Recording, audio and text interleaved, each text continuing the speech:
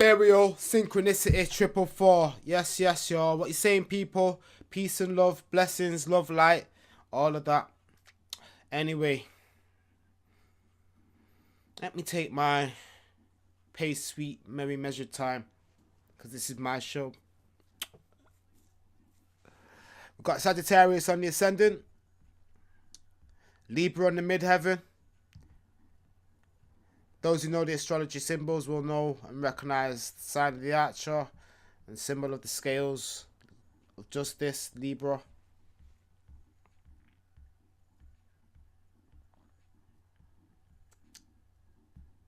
Boom. There we go.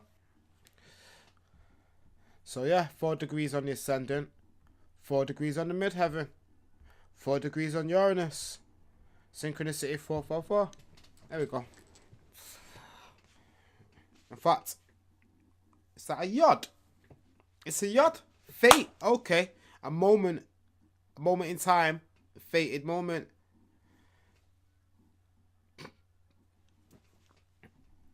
And I don't know if you actually like, well, yeah, if it was your chart, you would consider it a yod if it was your ascendant, your midheaven, and Uranus in the 5th house.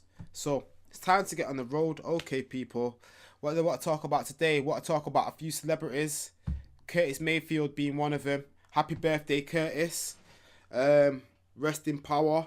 He's been gone about 19.5 years, so close to a nodal return actually. And well, over a nodal return. Nearly 20 years, call it. Passed away in 1999, 26th of December, Boxing Day. It's actually strange. I think that's the day of the tsunami. Now I think about it, 5 years beforehand. Coincidence or not? No coincidences, so they say. So yeah, what's the crack with Mr. Mayfield? Basically, we don't have the birth time for him, so can only read the chart on a general level. I can't be dealing with this adverts, man.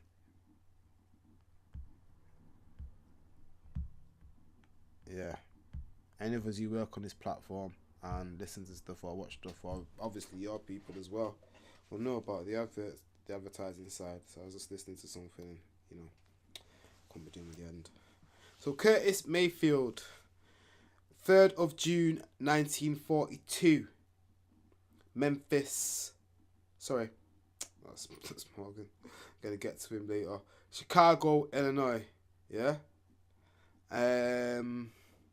The sun in Gemini, 12 degrees. And what you can see down here is a whole bunch of planets actually. So that's what you call a stellium. And when you have a stellium, so don't count the midheaven, which is the MC, strangely, considering we're talking about people who are masters of their ceremonies.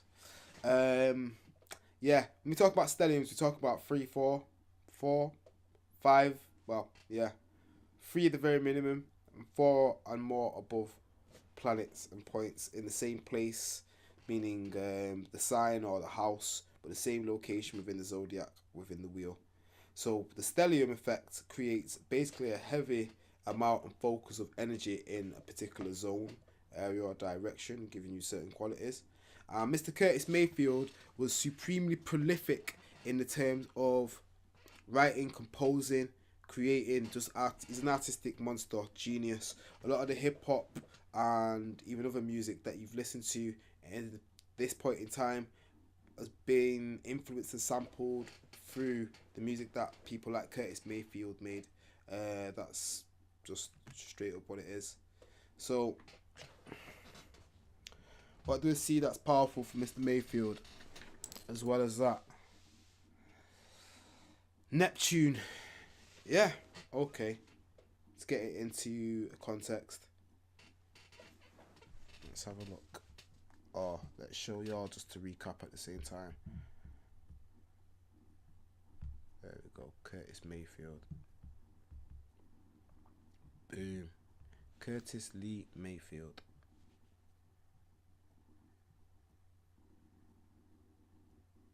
Now I was looking for something quickly. Obviously that's the top part. I'm almost certain this guy began his career probably very early on in church background of some sort. that's the memory that I recall when researching like early on. And a lot of the music that he actually makes is kind of got that edge to it, or he made early on, I should say. Spiritual, possibly. Religious, no, wouldn't say that. But definitely like consciousness, a hauntedness with Curtis's music almost. Definitely. There you go. Seeing it, bang. Curtis Mayfield, born on 3rd of June 1942, Chicago, Illinois, as we've said, to Marion Washington and Kenneth Mayfield, one of 5 children. So, here it is, like the bottom sentence here. His mother taught him piano, so he got a leg up there then, and along with his grandmother, encouraged him to enjoy gospel music. At the age of 7, he sang publicly at his aunt's church with the Northern Jubilee Gospel Singers. Good memory, because it was quite a while back when I really got into checking out the info on Curtis. So yeah, with that being the case, yeah, he went from like gospel music. He also had something with the Impressions, which is basically another big part of a big band that he was a part of, a movement of.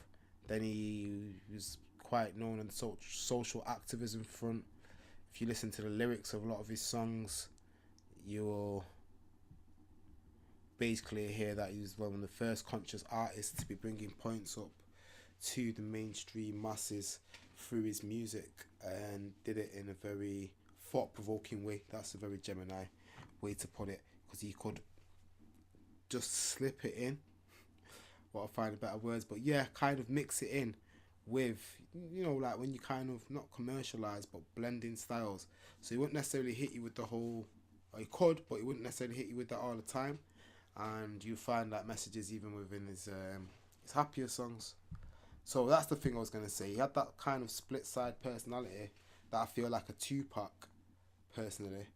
Could say a Tupac of his generation, but he's definitely legendary, I'll tell you that much. In the sense that, yeah, I mean, this is the same man that created Superfly, Move On Up, of his Curtis album. Legend, just a living, well, not living anymore, but absolutely, like, massive part of the many of the music I've listened to. Sorry, much of the music I've listened to connected to it, as well as just like what he listened to. So right on for the darkness. So I was thinking, because I know that's I think it's part of a is it Raheem Devon? Yeah, possibly. Someone else. But like no totals, Tell Me What You Want, yeah? That instrumental rhythm track is basically Curtis Mayfield, Right On For The Darkness. And I was actually sitting in my friend's shop today, and he had the radio on, as they do, bit of music, make food and sell other plant-based, natural homeopathic type stuff, in the sense of, yeah, just natural medicinal food, all that stuff. So anyway, music's on, and this tune pops up on the radio, and I was absolutely laughing to myself because I was listening to bits of music from different artists, different people that will see me come to, and that one did come to mind as soon as I heard it. I thought, how can I connect this to what people would know, or younger people would know? And I mean, Tell Me What You Want's like a 20-year-old tune, actually. Curtis Mayfield, I think, was still alive when that came out, but people still know it today. I mean, the girl that was sitting next to me at the time, probably about 25-ish, give or take, she knew the song, and like I say, the song's 20 years old. But that's actually sampled from a Curtis Mayfield song, which is, I want to say 60s, 70s. I was about to say 70s, but it could be the 60s if I'm have a look down there.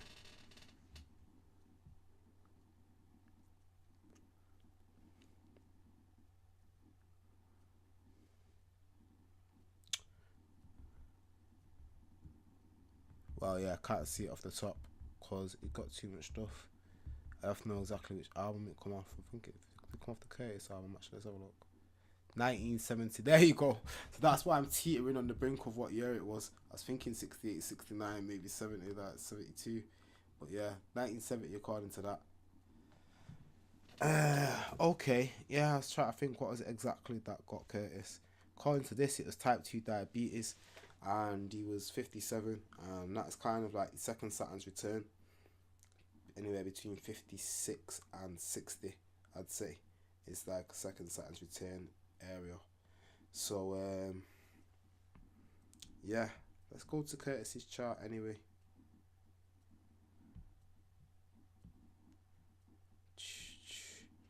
By the way, shout out to Dave East, who's 31 today, born in 1988, and shout out to Deniece Williams, whose chart's not on there, but I believe she's born in, well, she's either 68 or 69, basically.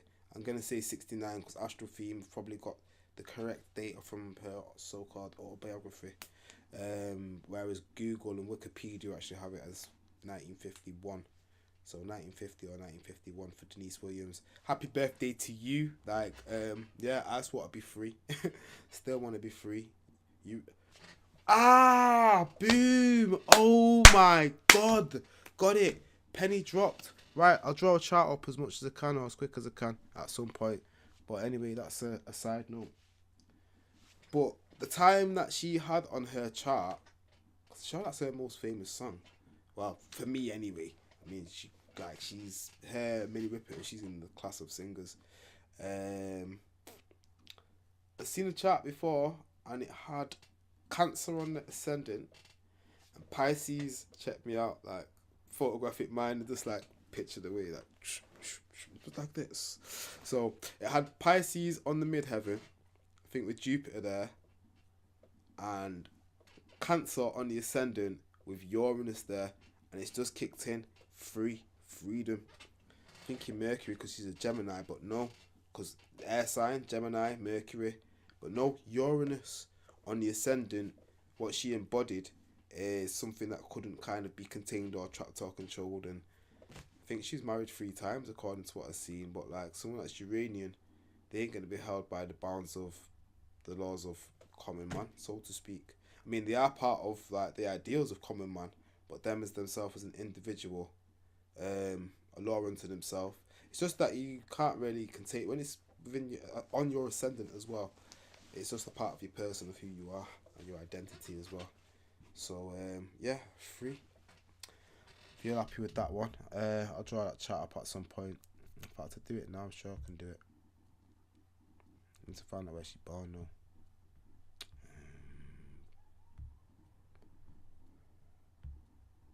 No, it's create. Alright, do something.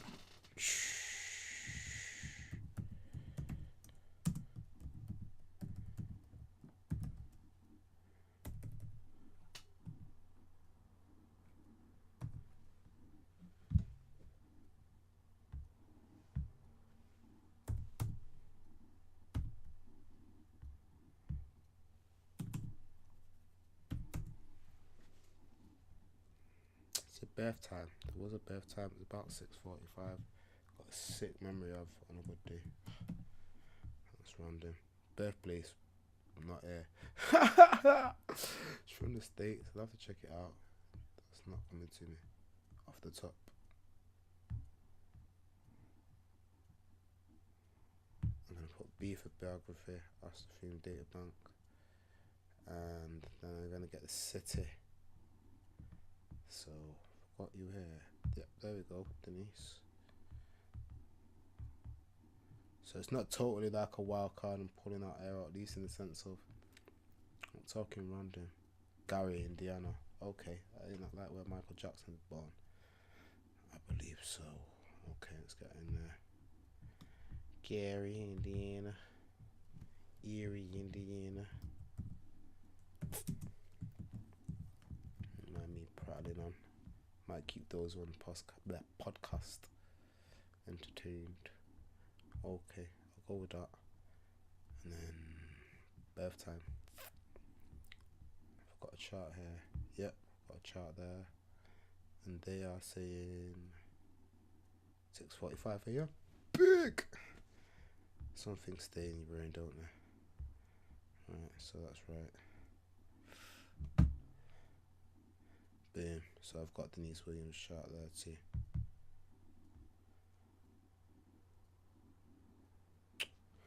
Redraw that, go back. I think I know what's gone wrong there. Edit. House system. Yeah, got the right house system, it ain't gonna work. There we go, put it into Placidus. Thinking and looking like a madman, just said, yeah, this looks like that and that looks like this. And then you just see the chart, Aries, 0, 1. There we go. Bang, da, da, bang, bang. So what I was saying, this is the ascendant for Deniece Williams. And there you go, that's the symbol for Uranus, fight for freedom. And then Jupiter in the trine. So yeah, I'm guessing, yeah, she's big on the freedom and was known for it, famously so. Jupiter in Pisces, exalted. Well, not exalted, I don't think, but it's definitely like a sign, it's kind of leadership. So yeah, powerful placement, I will say. And then what she got going in there? I just clocked this Saturn there, 12, but I realised obviously the sun's at 12 too. So she got a sun square Saturn situation. T square even. Okay. Yeah, she had a fight with authority and structure in her own self. In fact, I think I remember reading on the wiki something about being a student and that it was hard for her to be a good student, and that early on she dropped out to follow her career, which she actually became really famous, and I think she won like 4 Grammys, nominated 12 times kind of thing. So she was certainly successful. She got Venus in Taurus as well, top quality voice. Mercury in Taurus as well. Like, yeah, one of the best voices that there were. Very soft, kind of ethereal quality to it. Oh, and she's got the North Node in Aries. So, yeah, in the 10th house as well. So she was to be free, to be herself. Almost a Telkos. Moon in Capricorn in the 8th house, making a trine to Mars in the 4th house. Definitely intense feelings, although that would be very, very concealed from self almost. But right, okay. So how did they make it out? They make it out via this Mercury in trine. So this is how she's able to communicate and sing the depth that we hear in the music, and then that goes back down to Mars. And I'd say that's why she was expert at what she did. Like Mars and Virgo, I should say, Virgo kind of makes for Virgo makes for kind of perfectionism in kind of how you execute what you do, what you take action in. Yeah, Virgo wants to get the best performance efficiency, so she would have worked very hard with that Sun square Saturn. And yeah, as much as it might have been a natural talent for her, she would have maximized her ability and capacity there, because it would have come easier to her to do that. But I do believe she was like a medical student at some point, so that might speak to Mars in Virgo as well. The moon in the 8th house here. Wow. Actually, I say wow. Yeah, she got the whole Pluto Saturn thing going on around this 8th house situation. That's the transit planets, I should say. So if it's to draw a transit chart, you'd have like planets on the outside there and astro.com situation. Just having a scan round, just had Uranus pass over Venus. And yeah, new moon on her sun. But yeah, like I'll say it just from now, because one day you're gonna get to it if you watch my channel or you're a fan like that. Pretty much every chart and all of the people, and I always say it to people when I meet them, that everything that happens is connected in one way or another, some way, somehow, if we get into that line of conversation. And like I see on Denice's chart, like connections to my chart and my inception chart of Ethereal synchronicity 444, and pretty much any chart that I've used on the channel, most of them, or can speak about in any kind of depth, have some connection that I can notice and pick up straight away. Some more than others, but it kind of makes me realise, because obviously I don't know all of these charts off the top of my head or know them well beforehand, realise why they've been figures in my life, why I can remember their music, why their songs always come to mind, why there's just something there about them. And yeah, I can always see significant astrological indicators what crop up. So you know, it's very interesting. A lot of the time conjunctions are very tight aspects, but yeah, like numerous conjunctions as well is what I'll tend to find with a chart, either my own or something that's connected to me and very important. So I've spoken about Curtis, I might go back to him actually, but yeah, Deniece Williams, said a little bit about her. Click on that. Yeah, there we go. That's Curtis Mayfield. So it said Curtis had a stellium in Gemini, and the thing what I noticed, Mercury, the ruler of Gemini, and all of these planets really, so it's kind of like leader with the gang if you really check it out. One, it's retrograde, and two, it's square to his Neptune, which is also retrograde, which is not too unusual due to Neptune's situation being far away, so it's retrograde for half the time, you know. But Mercury retrograde, that only happens like 3 times a year, so like or maybe 4 depending on what year it is. We've had years recently gone by with 4 Mercury retrogrades, Lord knows. And yeah, I feel like this speaks to the gospel that I was speaking of before, within his life and the spirit, and the music and his grandmother's church and singing from a young age. So I noticed this in Dave East, who's also born on the 3rd of June. He's got the Saturn and Uranus conjunction, and then if you take the Mercury and Jupiter conjunction on this side, and then if you look at where the Sun is at 12 degrees, roughly give or take, basically these planets all line up if you average them out in their degrees around this Sun. So this probably speaks to why Curtis was like that all-round super fly, super cool dude that he was, producing, creating for numerous people as well as himself. And I do remember in a lot of his lyrics talks about educated and uneducated people, which was a thing of the time, and you know, being able to afford access to schooling and the rights of the people. But I can see with such a heavy Gemini signature why that communication and ideas and thoughts of that. But yeah, these tight aspects with his Neptune and that, it just made him be able to kind of feel the pulse and the feeling of the people and the spirit, or in a Marvin Gaye-esque kind of way. Didn't have that particularly. Well, yeah, he wasn't Marvin in his singing capacity. He sang a bit, but it wasn't no Marvin for the singing. But creating and organising and arranging. I mean, Marvin was a musician, definitely, but Curtis was out. Marvin was gifted. Don't get it wrong, even musically, like his ideas and his sounds and stuff. But Curtis was that guy in that department. Aries and Gemini. So yeah, it was a combination anyway. Bringing Marvin into it. I want to look at what else to see for Curtis Mayfield. Right, yeah, I remember. So let's get to it. His moon in Aquarius is definitely going to be in Aquarius because of the time of his birth. Sorry, the day he's born on, I should say. Meaning whichever time he was born on that day, the moon would be 6 degrees this way or 6 degrees that way. Basically leaving it somewhere between 10 and 20 degrees Aquarius, give or take. And with that, it would be making a trine to... Yeah, his moon's got to be making a trine to his sun in some aspect, and possibly Mercury and Jupiter in one aspect, and less so the Saturn and Mercury on the other side. But by, what is it,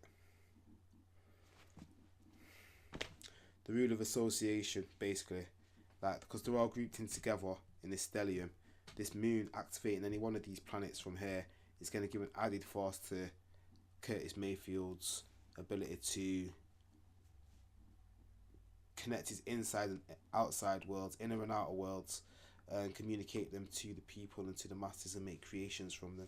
So yeah, that meaning Aquarius is also unique, different, super fly, super cool.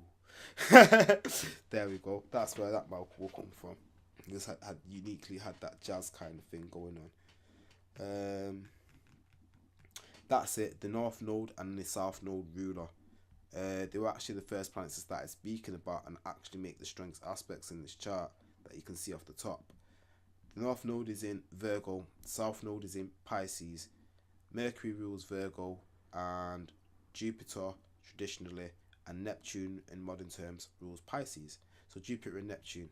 So Jupiter and Neptune square each other in this chart, which are the old and new ruler, and Mercury conjoins Jupiter, which is the ruler of the North Node, so it conjoins one of the South Node rulers and squares the other. So like Curtis was definitely kind of, it's coming back to me now. This would signify that his purpose in life, or yeah, the things that he had to get done. It's kind of a very strong feeling. This is what makes you prolific, actually, I believe. When you have a square, you kind of have that urge or that need to do something. The square like creates friction, like start a fire. Like if you were to get a stick and to like how to basically make fire with sticks, and they call it the Boy Scout way. But you need a certain angle of about 90 degrees to rub these two things together to generate the kind of friction that you would need to do it. And that's what having a square in somebody's chart can do. It can lead to over generating or like mass production, but it just depends, or basically blowing a fuse even. Depends how you channel the energy essentially. And it's weird that I use the word channel because with Neptune, I feel like Curtis was a channel. Yeah, that's exactly it. Curtis Mayfield was a channel. And it's absolutely magical one at that. Random notes on Curtis and his guitar. He used to tune his bottom and top string with F sharp. Why? I think somebody else that he grew up listening to or learning to play the guitar from might have had a similar kind of tuning strategy. But it's a very unique and odd style to tune guitar in, and I'm going to say that might help and come down to his Mercury retrograde actually. Having Mercury retrograde will make you do things different to how most people would perceive or take on. Or so yeah, there's definitely a lot of signatures in Curtis's chart to say to his artistic gifts. He also has his Venus within a less than a degree orb of Deniece Williams, I believe. See, when you see these charts and you spot these things and you can line them up. Yeah, and that's prominent. I definitely say like those Venus in Taurus makes to the highest and finest quality of musicians. I call these the Gemini legends, gems of Gemini. Back to Curtis. So anyway, let me flick from Curtis being conscious of the time. Not you, not you, not you. You! David East. I think his name's Brewster actually, but that's a whole other situation. Stage name Dave East. Born 3rd of June 1988. That can't be right. I need to change that. Not that it's gonna matter, because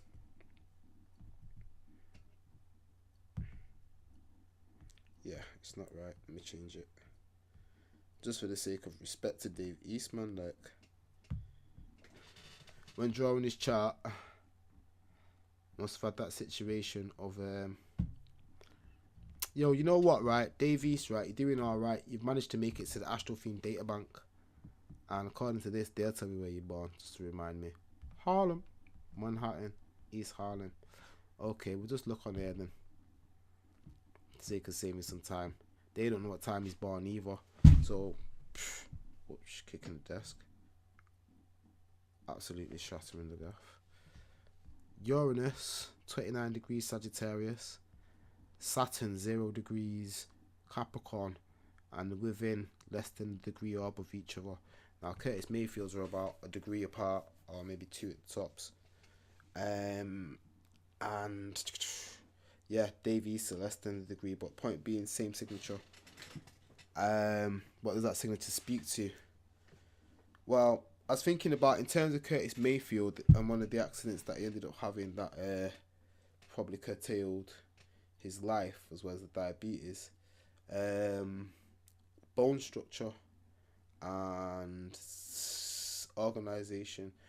Basically, well, let me try and get it out properly. Curtis Mayfield had an incident which basically happened really quickly, Uranus, suddenly, out of nowhere, and it basically shattered his like spine or his neck or something, and he ended up paraplegic. So like I'd say, don't know what's gonna happen, or sorry, not saying that anything is going to happen to Dave East. I'm saying that is how I thought and seen possibly the effect of that playing out in Curtis's chart, possibly with something triggering it by aspect. But that's just some deeper level stuff. For Dave East, what I actually see as well is he has the Mercury retrograde, the same as Curtis Mayfield. But Curtis Mayfield obviously had all these planets in Gemini around his sun, whereas Dave East has them in Capricorn because he's born 40 odd years later. Let's have a look if there's anything else I've seen that's prominent in Mr. Dave East's chart. In fact, yeah, I believe one of these guys has got it's Deniece Williams. She will have Mercury there, I believe. So Deniece Williams, Curtis Mayfield, Dave East, they're all small kind of reflections of aspects of each other's charts in some way. I mean, the sun's in the same place, but for whatever reason, like Curtis Mayfield being the oldest would have returns that link to the birth of the other two, and then, you know, you flip it round, like, well, you can't flip it round because you can't make all the birthdays of Curtis Mayfield before the time of Dave East be relevant to Dave East, apart from is something I've heard of called the Lunar chart. I say heard of, read about, know about a little bit. Converse, it's kind of like you go the other way in time, not Lunar, I think it's Converse chart. But anyway, you just like you can go forward in time for progressions, you can go backwards in time as a technique as well. So if you're 50, argument's sake, as well as going 50 years forward to find where you're at now to draw a progression chart, if you drew a chart 50 years in reverse to where you were born, time and place, you would also be able to obtain some information from that. How that works and why that works, I would love to know a bit more. I'd love to know a lot more, but to be honest with you, I totally accept and get the principle, because things work in this intermolded, more than two-sided kind of, or sorry, yeah, more than one way I should say, interconnected fashion. So yeah, as far as something goes forward, it goes back within reason, doesn't it? But yeah, that's the three of those people. So yeah, I've done 3 people born on the 3rd. Okay, that wraps that up nicely. And 33 minutes into the recording, according to this as well. Okay, shift. Time to make a jump.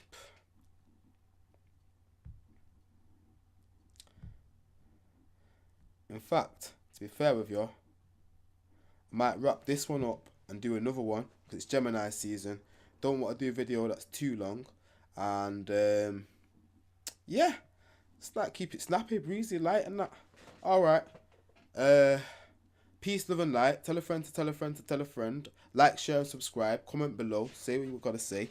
Do what you got to do. I'll be back with the next one in a second. Yeah, deuces. Show some love.